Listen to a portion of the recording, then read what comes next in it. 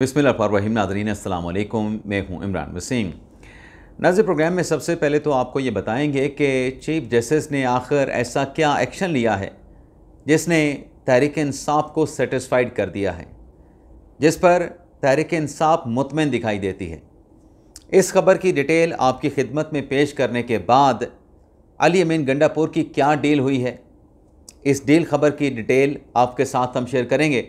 और फिर तीसरी खबर में हम बात करेंगे कि सुप्रीम कोर्ट के जजेस के ख़िलाफ़ यूट्यूबर्स की, और वो यूट्यूबर जो पाकिस्तान तहरीक इंसाफ का जो नैरेटिव है उसको टो करते हैं, उनकी क्या मीटिंग हुई है और उन यूट्यूबर की जानिब से अब अदालत उज़्मा के किस तीसरे जज को निशाने पे रखा गया है। तो ये नाज़रीन आज के प्रोग्राम की हमारी ख़बरें हैं जिनकी डिटेल आपके साथ हम शेयर करेंगे। लेकिन प्रोग्राम का आगाज़ करने से पहले आपसे दरख्वास्त के चैनल को सब्सक्राइब कर लें, बेल आइकॉन का बटन प्रेस करें। वीडियो पसंद आए तो इसे लाइक और शेयर ज़रूर कीजिएगा। चीफ जस्टिस का एक्शन, तहरीक इंसाफ मुतमईन हो गई। नाज़रीन, जो 190 मिलियन पाउंड केस में इमरान खान साहब और बुशरा बीबी साहिबा को सज़ा हुई, 14 साल इमरान खान साहब की कन्विक्शन है और 7 साल बुशरा बीबी साहिबा की सज़ा है। अब इन कन्विक्शंस के ख़िलाफ़ जो दोनों की अलग अलग अपीलें हैं, इन पर जो आखिरी डेट फिक्स की गई थी अपीलों पर और कन्विक्शन सस्पेंशन की जो एप्लीकेशंस हैं वो 11 जून की थी। लेकिन 11 जून को जो जज साहब हैं, जस्टिस मोहम्मद आसिफ साहब, 2 रुकनी बेंच के दूसरे जज, वो दस्तयाब नहीं थे, छुट्टी पे थे, रुखसत पे थे, तो केस जो है उसकी समाअत नहीं हो सकी, जिस पर पाकिस्तान तहरीक इंसाफ ने जलूस निकाल दिया। पाकिस्तान तहरीक इंसाफ ने एहतजाज किया।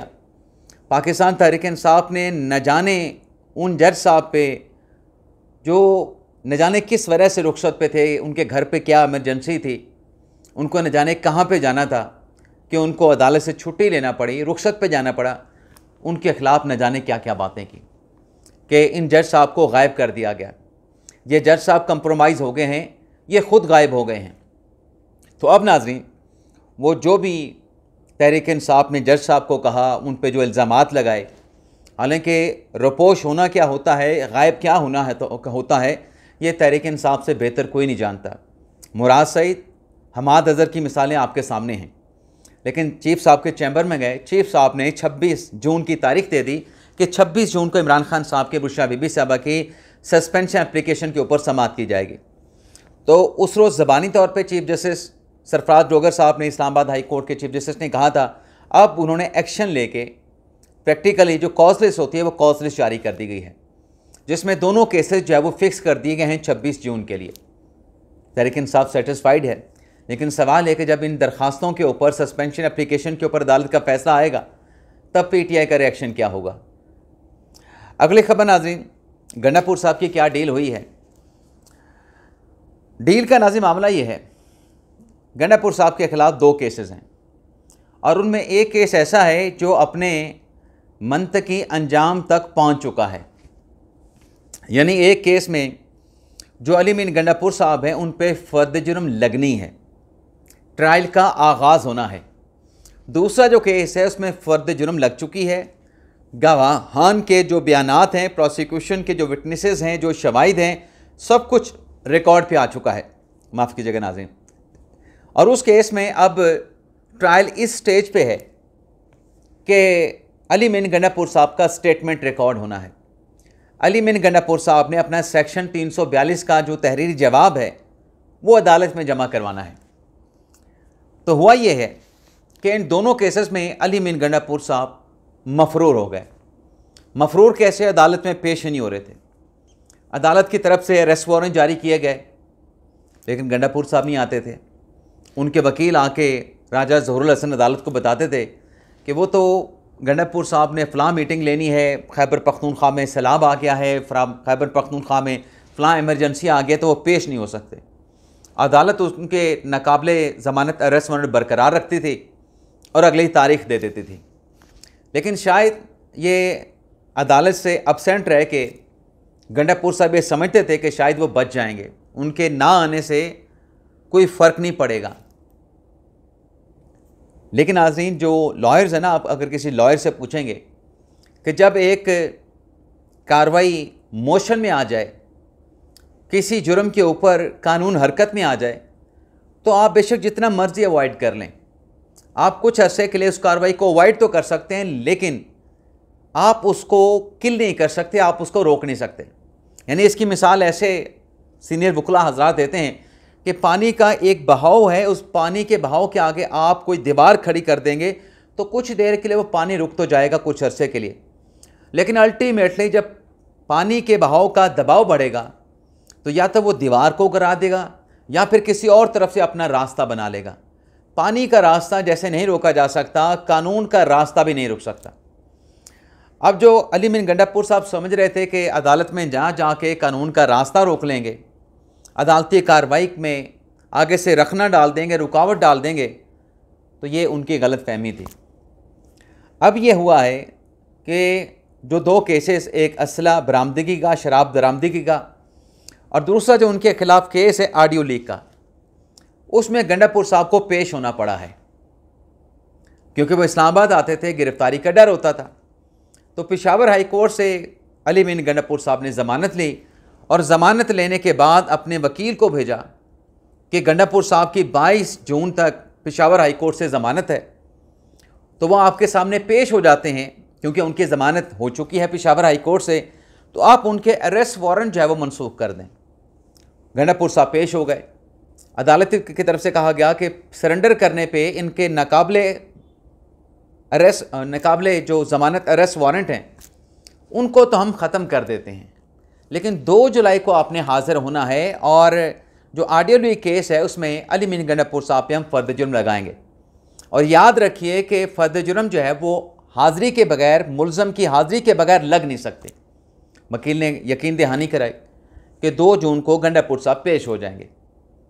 लेकिन आज दूसरा केस है ना, जो दूसरा केस है शराब और असले की बरामदगी का, जिसमें मजिस्ट्रेट मुबशर हसन साहब ने समाअत की है, उसमें गंडापुर साहब जब पेश हुए तो अदालत ने कहा कि ठीक है, आप आ गए, आपके अरेस्ट वारंट हम मनसूख कर देते हैं, लेकिन अब आप ये बताएं कि जो ट्रायल आखिरी स्टेज पे पहुंच चुका है, आप अपना सेक्शन 342 का जो जवाब है, जो आपके खिलाफ एविडेंस रिकॉर्ड हो चुका है असले की बरामदगी का, शराब की बरामदगी का, उस पर आपका दिफा क्या है, आप उन शवाहिद को कैसे झुटलाते हैं, उसका आप जवाब दे दें। कुछ क्वेश्चन भी अदालत ने फ्रेज करके गंडापुर साहब को दिए हैं, जिस पे राजा ज़हुरुल हसन और अली मिन गंडापुर साहब की तरफ से कहा गया कि बजट के बाद तक का वक्त दे दें।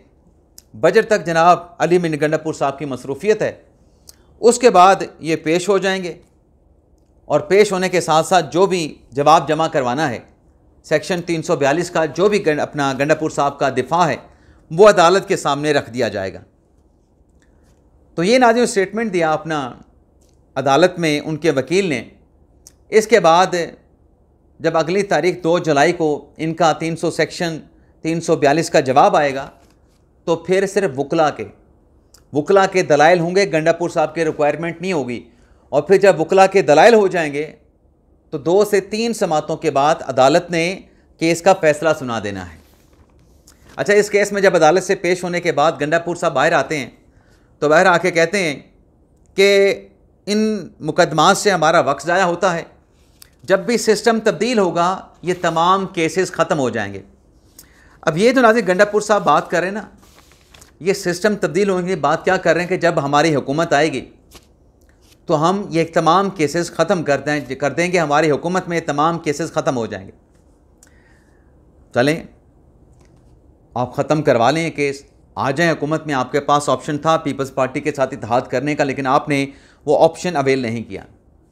लेकिन आज गंडापुर साहब को कहीं ना कहीं ये ख़दशा मौजूद है कि जो फैसल वड़ा साहब की और मौलाना फजल रहमान साहब की कराची में मुलाकात हुई है, उस मुलाकात के बाद शायद उनकी हुकूमत के पर ख़तरात के बादल मंडराने लगे हैं। गंडापुर साहब ने स्टेटमेंट दिया है कि मेरे पास अख्तियार है KP असम्बली को तहलील करने का, और 9 मई के बाद वो ये कहते हैं कि हमारे साथ जो रवैया अख्तियार किया जा रहा है, जो हमारे मैंडेट को चुराया गया, अब KP हुकूमत को ख़त्म करने की साजिश की जा रही है। अब नाज़रीन, ये जो 9 मई की गंडापुर साहब बात करते हैं कि 9 मई के बाद हमारे लिए ज़मीन तंग कर दी गई है, ज़मीन को गर्म कर दिया गया है, ये जो अदालतों में बैठ के बातें होती हैं और इनके वकला दलाइल देते हैं कि हमारे साथ इलेक्शन में ऐसा हो गया, इलेक्शन से वैसा हो गया, ये अगर इन्होंने बात शुरू करनी है ना, जो गंडापुर साहब बात करते हैं कि 9 मई के बाद हमारे लिए रुकावटें खड़ी हो गई, मसाइल पैदा हो गए, परेशानियों ने जन्म लिया, तो अदालत के बाहर नहीं, अदालत के अंदर भी ये बात करें, ताकि फिर अदालत इस मामले को भी देखे कि 9 मई को आपका रोल क्या था। लेकिन नाज़रीन, गंडापुर साहब का ये स्टेटमेंट देना कि केपी हुकूमत को ख़त्म करने की साजिश हो रही है, ख़त्म करने की कोशिश की जा रही है, और साथ में वो कहते हैं कि हमने इसलिए बजट फौरी तौर पे अवान में पेश कर दिया, अगर बजट पेश ना करते तो इन्होंने एमरजेंसी लगा के हमारी हुकूमत को चलता करना था। तो कहीं ना कहीं जहां उनकी अदालत के साथ ये डील हुई है कि जवाब भी जमा करवाएंगे सेक्शन 342 का, फ़र्द जुर्म के लिए गंडापुर साहब 2 जुलाई को अदालत में पेश भी होंगे, लेकिन कहीं ना कहीं गंडापुर साहब को इस बात का डर है, इस बात का खदशा है कि उनकी हुकूमत के ख़िलाफ़ भी साजिश हो रही है, उनकी हुकूमत का ख़ात्मा किया जा सकता है, गवर्नर राज लग सकता है, एमरजेंसी हो सकती है, या फिर कोई और इंटरनल बंदोबस्त भी हो सकता है, जो मौलाना साहब की फैसला बॉर्डर के साथ मुलाकात हुई है। अब नाज़रीन, आते हैं अगली खबर पे। यूट्यूबर की मुलाकात, सुप्रीम कोर्ट के 2 जजेस के ऊपर बात की गई। नाज़रीन, आपको याद होगा कि जब मखसूस नशिस्तों का फ़ैसला हुआ 12 जुलाई का, उसके बाद तफसीली फ़ैसला आ गया मंसूर अली शाह साहब का, 8 जजेस का, और काजी फाइसा साहब का, और साथ में जो जज साहब हैं अपने मंदू खिल साहब, उनका फ़ैसला आ गया। याह्या फरीद साहब का अलग से अपना इख्तलाफी नोट आ गया। अमीनुद्दीन खान साहब का, अफ़गान साहब का अलग से नोट था। तो नाज़रीन, जब ये 12 जुलाई का फ़ैसला आया तो उस फैसले के कुछ ही दिनों के बाद अमीनुद्दीन खान साहब ने और अपने जस्टिस नईम अफ़गान साहब ने अपने इख्तलाफी नोट का जो तफसीली उनका ऑर्डर था, जजमेंट था, वो जारी कर दिया। अब उसमें जो बातें लिखी गई कि 12 जुलाई का फ़ैसला गैर आइनी है, गैर कानूनी है, आइनी प्रोविजन को नहीं देखा गया, कॉन्स्टिट्यूशन के आर्टिकल्स को नहीं देखा गया, तो उस पर पीटीआई का जो नैरेटिव टो करने वाले यूट्यूबर हैं, उनकी तरफ से उन जजेस के ख़िलाफ़ सुप्रीम जुडिशल काउंसिल में रेफरेंस लाने की बात की गई कि इन जजेस ने अपने इख्तलाफी नोट में क्यों लिखा है कि 12 जुलाई का फ़ैसला मखसूस नशीसें तहरीक इंसाफ को देने और सुन्नी इत्तेहाद कौंसिल के अरकान को पीटीआई के डिक्लेयर करने का गैर आइनी, गैर कानूनी है, ऐसे फ़ैसले पे अमल नहीं होना चाहिए। इन्होंने ये फ़ैसला और फ़ैसले में ऐसी बातें क्यों लिखी हैं, इसके ऊपर इनके ख़िलाफ़ रेफरेंस दायर करके इनको जजेस के ओहदे से बरतरफ किया जाए। फिर उनके ख़िलाफ़ पूरा एक नैरेटिव बनाया गया, उनके ख़िलाफ़ प्रोपेगेंडा किया गया, और फिर ये 2 जजेस जब कॉन्स्टिट्यूशन बेंच में शामिल हुए, अमीनुद्दीन खान साहब सरबराह बने, नईम अख्तर अफ़गान साहब कॉन्स्टिट्यूशन बेंच में आ गए, तो कहा गया कि ये हुकूमती जजेस हैं, ये हुकूमत के मफादात का तहफ़्फ़ुज़ करेंगे। अब नाज़रीन, कल जब ये जजेस ट्रांसफ़र केस का फ़ैसला आया तो उस फैसले के बाद हमने वहाँ पे ये देखा कि वो जो यूट्यूबर हैं जो पीटीआई का बयानिया टो कर रहे होते हैं, सलमान कनवरा साहब कमरा अदालत में जो कहते हैं उस पर बल्ले बल्ले कर रहे होते हैं, अशश कर रहे होते हैं कि बड़े ज़बरदस्त दलाइल दे दिए। उनका कानून, उनका आइन यही होता है कि जो बस सलमान कमराज साहब ने कहा वही कानून है, वही आइन है। मिसाल के तौर पे कानून ये कहता है, कॉन्स्टिट्यूशन ये कहता है कि आज़ाद जो अरकान हैं 3 दिन के अंदर पार्टी में शामिल होंगे। 12 जुलाई के फैसले में 15 दिन कैसे दिए गए, इसके ऊपर बात नहीं करते, और सलमान कनवरा साहब कमरा अदालत में भी इसका जो एक स्ट्रेट फॉरवर्ड जवाब होता है वो जवाब नहीं दे पाते। वो घुमा के कहते हैं कि वो 15 दिन कन्फर्मेशन के लिए दिए गए थे, वो तहरीक इंसाफ में शमूलियत के नहीं दिए गए थे। भाई, उस कन्फर्मेशन के ज़रिए जो पहला एफिडेविट था जो सुन्नी इत्तेहाद कौंसिल में शमूलियत के लिए दिया गया था, उसको ख़त्म कर दिया गया और नया एफिडेविट देने का कहा गया। तो बात तो वही है, आप कान को पकड़ रहे हैं घुमा के, और आइन ये कहता है कि 3 दिन के अंदर आपने किसी पार्टी में जाना है। जब एक मरतबा आप पार्टी में चले गए, आप दोबारा उस पार्टी को छोड़ नहीं सकते, आप पहले वाली पार्टी के में जम हो गए, पहले वाली पार्टी का हिस्सा बन जाएंगे। तो वो राजा साहब जो एक इलॉजिकल किस्म की दलील पेश करते हैं, वो इन सहाफ़ी जो डॉलर ट्यूबर हैं उसी को आइन और कानून मान के प्रोपेगेंडा शुरू कर देते हैं। कल जब इन 2 जजेस के ख़िलाफ़, नईम अफ़गान साहब के ख़िलाफ़ और अमीनुद्दीन खान साहब के ख़िलाफ़ जो प्रोपोगंडा करने वाले जो लोग थे, इवन के जैसे शकील अहमद के ख़िलाफ़ भी प्रोपोगंडा किया गया, तो कल जब अफ़गान साहब ने और जैसे शकील साहब ने वो जो जजेस वाला मामला था उस पर वो जो रिलीफ जजेस सॉर्ट करने आए थे, वो रिलीफ तो जजेस वाला उनको मिल गया। जो 3 जजेस ट्रांसफ़र पे आए थे उनके ख़िलाफ़ फ़ैसला दे दिया। तो तब ये आपस में मुशावरत कर रहे थे कि इन 2 जजेस के ख़िलाफ़ तो हम माजी में न जाने क्या क्या कहते रहे, हुकूमत का कहते रहे, हुकूमत के जज कहते रहे, हुकूमत के मफादात का तहफ़्फ़ुज़ करने वाला कहते रहे, इनके ख़िलाफ़ सुप्रीम जुडिशल काउंसिल में रेफरेंस लाने की बात करते रहे।